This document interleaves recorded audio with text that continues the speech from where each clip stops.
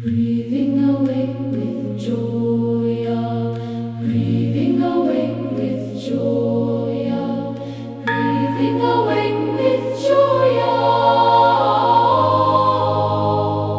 I've been a closeted channeler for many, many years now. And mostly because I've always had this deep fear of being judged. I mean, a really deep fear of being judged. But nothing helped me walk through and get over that fear so much as my son's exit from his body. And when he began to come through to me within 24 hours, it took me a long time. It took me a good 3 months or so to really trust that the messages I was receiving were from him, despite the fact that I had been a lifelong channeler.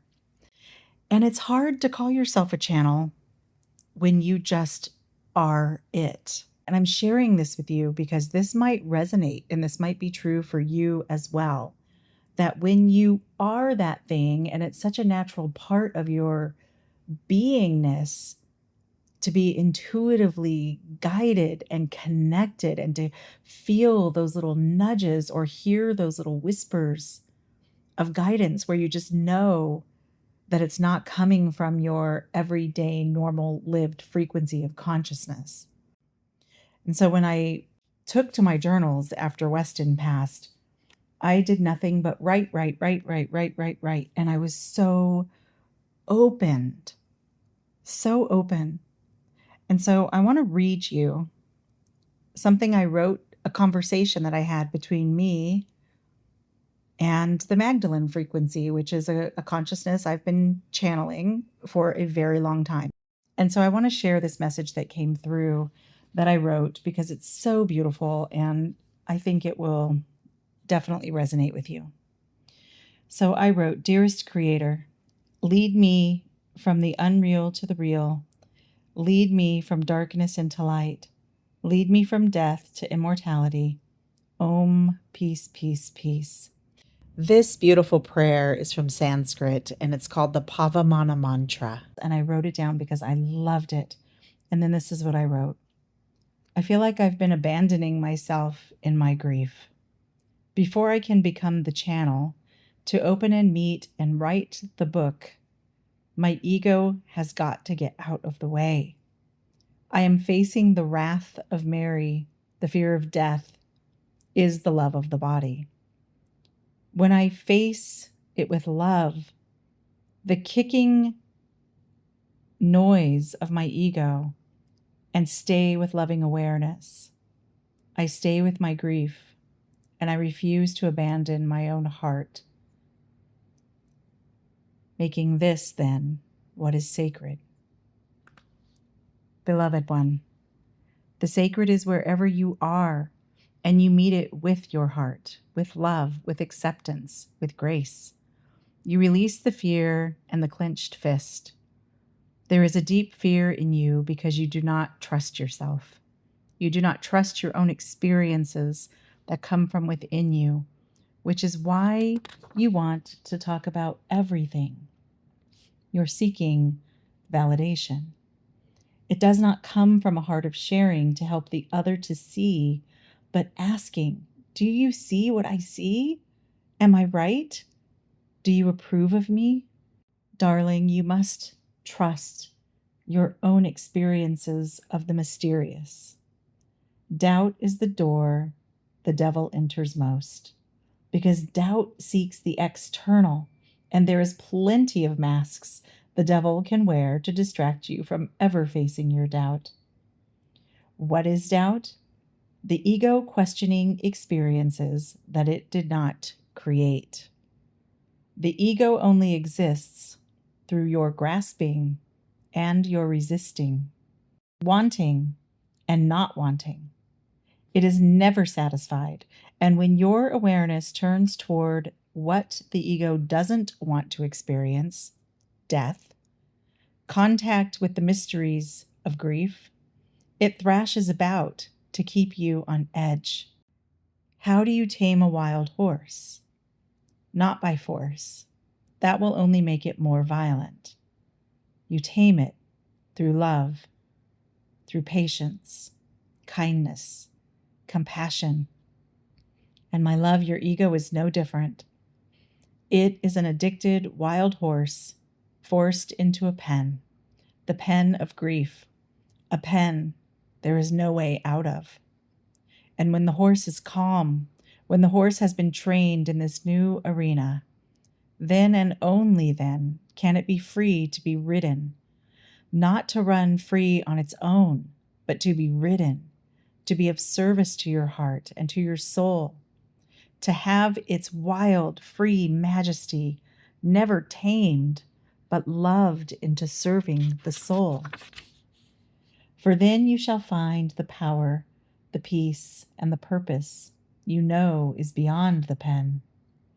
But nothing is beyond the pen for the ego that thrashes about and then resists itself in the process. The more spacious awareness you can bring to the feeling of not wanting, the feeling of not wanting grief, of not wanting Weston to be gone from this earth, the more free you shall become. You cannot do the work until your mind is a clear lake, a calm sea. Befriending the ego is the key, not hating it, but loving it, teaching it that life is more joyful in service of the sacred. That's how life actually feels and becomes sacred, is when the ego is in check and in service of its creator, not in fear that it is not the creator. There can be a loving and positive ego that extends from the heart of love rather than the mind of fear. This is so beautiful. Thank you. My heart feels so calm now. Holy Mother, source of all truth, as I am learning to trust myself as a channel, please let me know that this is from you. Let it deepen my peace, strengthen my courage, and widen my love. I trust what bears the fragrance of you, and so it is. I trust the light inside me because I trust the source it comes from. Real guidance doesn't come from thinking, it comes from deep listening. Trust the river that flows through you without needing anyone to bless the water. Stand in your inner reverent authority, your sacred authority. I'm seeing this wild horse metaphor so clearly. The true dark night is the place of no return. The pen, the death, the diagnosis, the loss that shatters safety, the illusion of safety, and the control in the world. And when I identify as the wild horse, I feel trapped in the pen and I go mad.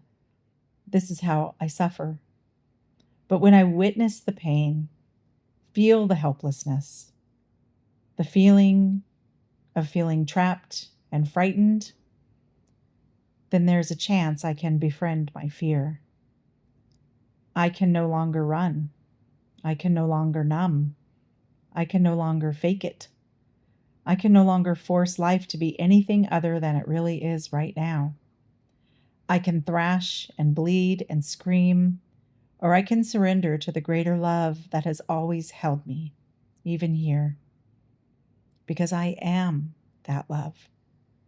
I experience it in the witnessing of the pain. The only thing greater than the ego's strategies, the only thing that can ever pen the ego or corner it into stillness, has to be greater than it is. It has to be something that it cannot finagle its way out of. And then it can be loved. Only something greater than the ego's strategies could ever corner the ego into stillness. Not to destroy the ego. We need the ego while we're in a body, but to redeem it, to sanctify it, to invite it into a life it could never have imagined on its own, a life of radiant service, of love, and of holy embodiment, the crown of the witnessing heart. Can I love my own ego so much that it just surrenders in partnership and cooperation to sacred truth? Do I have to discipline it into submission versus loving it into surrender. I lead with love. I guide with patience. I walk in trust. My wildness is safe within my soul.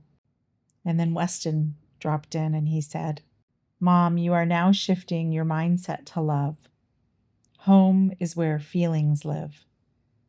Do you mean home in your soul? I asked. The soul is what the ego feels, but through the eyes of God. So in this horse story, Weston says, trust is broken. So in my story of separation, the soul still sees, but the ego, the wild horse, is disconnected. Yes, and you can't force trust. How is trust established? I asked. Grace. I could see how the soul sees what a mess and the pain it's caused to self and others. The wild horse caused it when it ran away because the horse then judges itself. It feels shame after it's seen or knows it's been seen all along through the eyes of God. Thank you for this beautiful metaphor. It did something inside of me. It tames the wild horse, Mom. Whoa. I could feel it. Heart-brain coherence is ego and soul coherence. Yes, Mom, it's the whole point of the game. I woke up under the kindness of an angel. I decided we should tell this story together. Did you drop this into my consciousness this morning? I asked him. Yes. You are guided. Be a willing servant of God. I feel you differently now, I said, because my soul has joined together with yours. Do you mean like one soul, or are you still a you? I asked. Yes, I'm still me, and I am you. I have a hard time grasping this. Mom, it's all one mind. So I think I can get it. Like you can experience yourself as a leaf because it's a point of consciousness in the field, and you are a point of awareness in that field, I asked. Yes, we are one mind. So just inside this physical container, we experience ourselves as two, as other, as separate. Yes, this is a game of separation, and the soul is playing the game, trying to redeem itself. Life is a redemption game. What are we trying to redeem here? I asked. Love between souls. There is no separation. And that starts by uniting the soul within ourself, with our ego, with our body. Why? I asked. To stop hurting each other. Why does it matter? I asked. So you can advance in your soul's growth. Can a soul get stuck? I asked. Yes, disembodied and stuck. Can the soul get free, and how? Yes, when they decide to look through the eyes of God. So they're still creating separation? Yes. I think that must be hell. Yes, it is, because they feel that they are all alone. And that's the end of that journal entry. It is so powerful.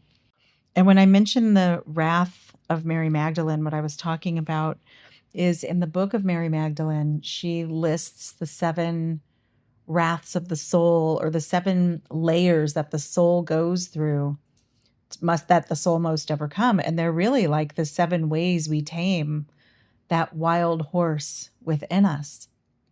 And when you have something really traumatic happen that pins you, because I remember this feeling as I'm reading this, it felt like this helpless feeling that was causing this rage almost, or this energy of wanting to escape it, desperately wanting to escape it. And of course, there's no way to escape it because there's no way to undo death, except there is no such thing as death. So in a way, I am undoing death by sharing these conversations and by knowing that these conversations are real. And as I receive these messages, it's not just the messages I receive, it's also the felt sense the visuals. It's like I'm there experiencing it. After I received that message, I think just this year, and I cannot for the life of me remember the book I read it in because my memory is just not what it used to be since losing Weston. But I read somewhere about Mary Magdalene comparing the ego to a wild horse, and it frickin' blew my mind because it was the same message I received. And so when you have those kinds of things happen, it's a confirmation. It's a complete confirmation from the divine. I know that there's a vast invisible realm that we just don't have access to seeing. And I'm aware that we only see like 1%. And of that 1% of reality I'm experiencing, I'm aware that the function of my brain is to look for what is relevant to the story of me and delete everything it doesn't think belongs there. And so even before Weston passed, I would always play this game with myself of what am I noticing? And then I would expand it. What else can I notice that I didn't notice a minute ago? What else can I notice? Inviting in curiosity instead of judgment or thinking you already know. Because I already know, if there's one thing I know from trusting these downloads and channeled messages that I receive as a natural ability of my physical incarnation, it's that I don't really know anything. I don't know anything. But I do believe the messages from my son, the messages from the Magdalene consciousness, the messages I receive when I'm meditating, the messages I receive about God, it's all about love without exception. The messages I receive are consistently about love, loving yourself, loving other people, and to truly be in love is to offer forgiveness. And I know that because I have been forgiven, forgiveness is everybody's birthright. And when we are forgiven, we take a step closer to taming that wild horse. Because as it said in here, the wild horse experiences the shame. It knows what it did and it wants to run and hide or even put up a bigger defense. It's really fascinating when you can see what the ego does. And going through grief, when you go through something like this, it can bring you into that point of such clear awareness of the BS that's been running that you've been unaware of. And it's such a gift to be able to see it.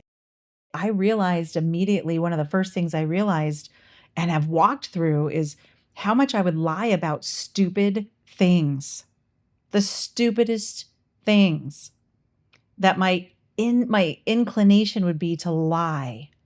And I was like, what is that? What's that energy about?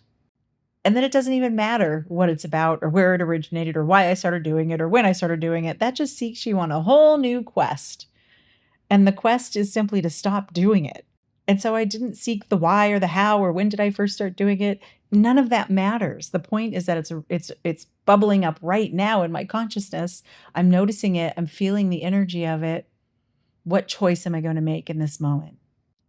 And every time I choose to make a different choice than I would have made through reaction, through letting the wild ego horse run wild and do what it wants to do, take me on a ride that later feel super shitty about.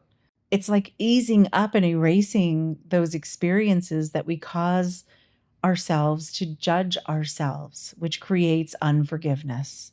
And we put ourselves in these own loops when we're not in our own integrity. And this awareness is one of the gifts that I've gotten from Grieving Awake. And I'm not unusual. I'm not unique. It's available to everybody. This level of conscious awareness of what's happening inside of our own self. And so I'm going to share a couple of ways to do that, to establish present moment awareness without having to meditate for 2 hours every single day, because most people aren't going to do that, even though I do and I love to. But that's just the point that I've gotten to through my work with meditation. One thing you can do is, instead of picking up your phone When you get to a red light, notice. Play this little 5, 4, 3, 2, 1 game. 5 things you can see. 4 things you can hear. 3 things you can notice through touch or feel. 2 things you can smell. And then notice the thing you taste in your mouth. It's a great way to bring your senses present. Another way to bring yourself present is to bring your awareness into your feet or your hands. We are walking on our feet all day long and we don't really notice them unless they hurt. And we use our hands all day long and we don't really notice them unless they hurt. And so stopping and just paying attention even right now, hold your hands open with your palms up and notice the sensations that you feel in your fingers or in the palm of your hand. If you feel tingling or if you feel warmth. And take a deep breath. Actually, let's take 3 deep breaths in through the nose. Out through the mouth. Still feeling your hands. Take another deep breath.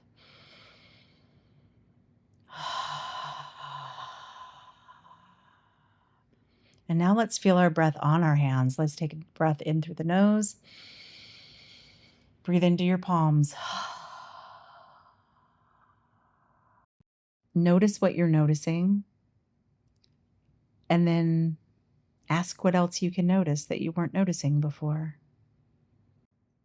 And for those of us who are disconnected from our bodies, as I was, I'm not anymore. I'm very much in my body now. But when you first begin to feel, and grief, of course, is going to hurl you into the body, into the felt sense, when you may not have been feeling the full spectrum of life before. And so just feeling how you feel, acknowledging it, breathing through it, crying when the tears arise, stopping when they naturally stop, and just learning to be very present and tend and befriend what's here. And when the feelings feel overwhelming, you can name them to tame them and do it out loud. Because oftentimes when the thing just bubbles up into our head and our mind takes over, the story in our mind sounds so much worse when it's inside of us than it does when we say it out loud to somebody else. In fact, when I say it out loud to somebody else, I can often hear how absurd what I've been thinking actually is. So verbalizing it, naming it to tame it. Anxiety is here. Grief is here. Joy is here. Peace is here. Contentment is here.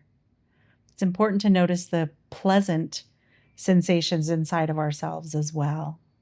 So those are a couple of very simple practices that you can do anytime, anywhere, without having to sit in a deep meditation practice to bring you into present moment awareness. Just what's here right now. And then releasing the resistance, which releases the suffering. My book, Grieving Awake, comes out on Friday. I'm doing an Amazon bestseller campaign, so I would appreciate it if you would mark your calendars and purchase it on that day. It's such a humbling, I don't even know the words, this feeling of doing this work. I don't have the words for it because it's more of a felt sense I feel inside of my body that just feels like tremendous humility and grace. Know how loved you are and know that you can love and tame all the most wild, unwanted, unloved, resisted parts of yourself. And when we befriend ourself, when we befriend our ego, when the mask falls away and you no longer have anything to protect or to pretend about, then you get to just show up in your complete authenticity, releasing that fear of judgment that I mentioned at the beginning that I had so intensely. The fear of judgment. But the worst judgment of all is the judgment we bring to ourselves. So let us all stop doing the things that cause us to judge ourselves and instead sit in the anxiety of not doing the thing, but then also feeling how good you'll feel when you live in your integrity. I invite you to visit joyasosnowski.com and discover what your sacred sensitivities are, those deep gifts and abilities that are locked within you, buried within you, that activate your greatest gift from God, which is your divine intelligence. Again, that's Joya Sosnowski, SOSNOWSKI.com, to discover what your sacred sensitivities are. And as always, take good care of yourself this week. Be so kind to you. That's where everything starts. See you next week. Bye.